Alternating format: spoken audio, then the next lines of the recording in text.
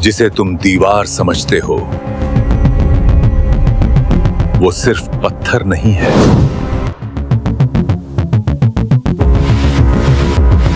ये एक कैद है, और कैद हर वक्त कैद नहीं रहती।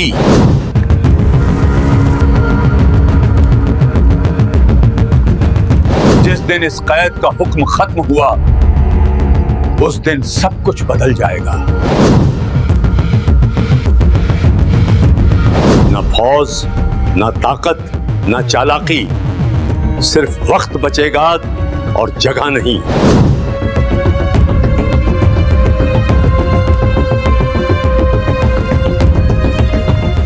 सोचिए, अगर दुनिया के किसी कोने में एक ऐसी दीवार मौजूद हो जो सिर्फ पत्थर की दीवार न हो बल्कि पूरी इंसानियत के लिए एक आखिरी हिफाजती बंद हो, और उस दीवार के पीछे एक ऐसी कौम कैद हो जिनका निकलना जमीन के निजाम को तोड़ दे।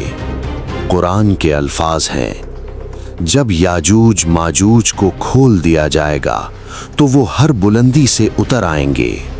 यकीन मानिए, जब वो लम्हा आएगा दुनिया का कोई सिस्टम, कोई टेक्नोलॉजी, कोई ताकत उन्हें नहीं रोक सकेगी। ये कहानी है जुल्करनैन की, और उस दीवार की जो आज भी अल्लाह के हुक्म से कायम है और एक दिन अल्लाह ही के हुक्म से गिर जाएगी। कुरान मजीद सूरह अल-कहफ में जुल्करनैन का जिक्र करता है। अल्लाह फरमाता है कि हमने जुल्करनैन को जमीन में कुदरत अता की, हर रास्ते का इल्म दिया और हर काम की तदबीर सिखाई।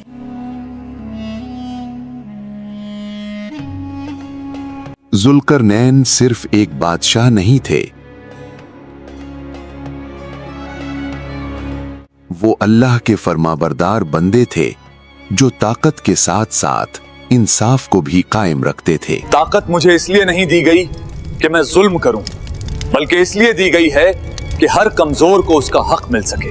अगर इंसाफ मेरे हाथ में है तो जवाबदेही भी मेरे ही ऊपर है। अल्लाह की दी हुई ताकत अल्लाह के हुक्म के बिना कुछ नहीं। हमने ताकत वाले बहुत देखे हैं, लेकिन ऐसा इंसाफ पहले कभी नहीं देखा। अगर हर हुक्मरान ऐसा होता तो दुनिया में जुल्म के लिए कोई जगह ही न बचती। कुरान ये वाज़े नहीं करता कि जुल्करनैन नबी थे या नहीं, लेकिन ये जरूर वाज़ेह करता है कि वो अल्लाह के बहुत करीबी बंदे थे। जुल्करनैन ने 3 बड़े सफर किए। पहला सफर मगरिब की तरफ था, जहां उन्होंने लोगों के हाल देखे। हम क्या करें, ताकतवर की ही चलती है, कमजोर की बात यहाँ कौन सुनता है। और इंसाफ के साथ फैसले किए। इंसाफ ताकत से नहीं चलता, ताकत इंसाफ से चलती है।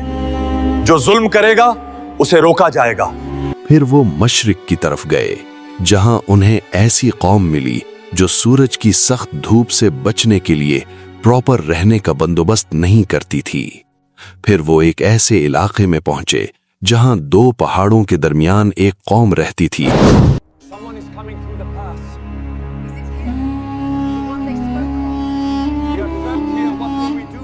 जिनकी जुबान समझना मुश्किल था। उस कौम ने जुल्करनैन से कहा, याजूज माजूज जमीन में बहुत बड़ा फसाद फैलाते हैं, क्या आप हमारे और उनके दरमियान एक मजबूत दीवार बना सकते हैं? हम आपको इसका मुआवजा देंगे। जुल्करनैन ने जवाब दिया, मेरे रब ने मुझे जो कुछ दिया है वो तुम्हारे माल से बेहतर है। तुम सिर्फ अपनी मेहनत से मेरा साथ दो। यानी ये दीवार पैसों से नहीं, अल्लाह की मदद और इंसानी मेहनत से बनने वाली थी। जुल्करनैन ने हुक्म दिया, लोहे के बड़े बड़े टुकड़े लाओ। उन्हें दोनों पहाड़ों के दरमियान भर दो,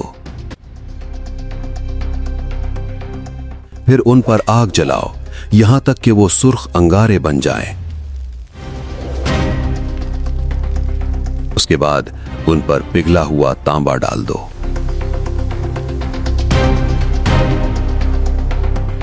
कुरान कहता है, फिर ना वो इस पर चढ़ सके और ना इसमें सुराख कर सके, यानी ना वो दीवार पर चढ़ पाए ना उसे तोड़ पाए। दीवार तैयार होने के बाद जुल्करनैन ने गमंड नहीं किया। उन्होंने कहा, ये मेरे रब की रहमत है, और जब मेरे रब का वादा पूरा होगा तो वो इस दीवार को जमीन के बराबर कर देगा। इसका मतलब ये था कि दीवार अल्लाह की रहमत से कायम है, और जब अल्लाह चाहेगा कोई ताकत इसे नहीं बचा सकेगी। कुरान याजूज माजूज को एक ऐसी कौम बताता है जो जमीन पर शदीद फसाद फैलाएगी। रिवायत के मुताबिक उनकी तादाद बहुत ज्यादा होगी।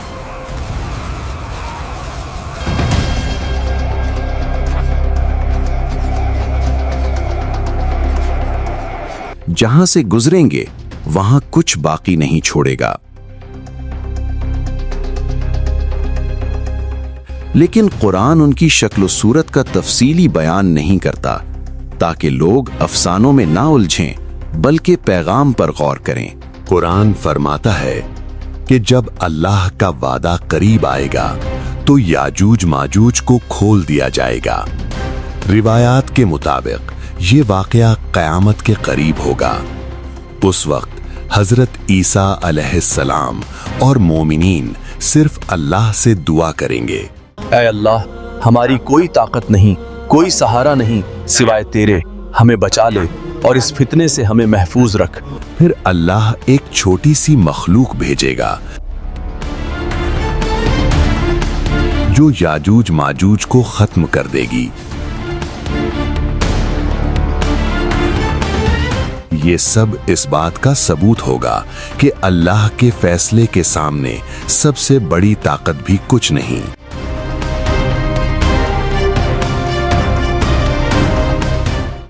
याजूज माजूज सिर्फ आने वाली कौम का नाम नहीं, ये घमंड और फसाद का नतीजा है।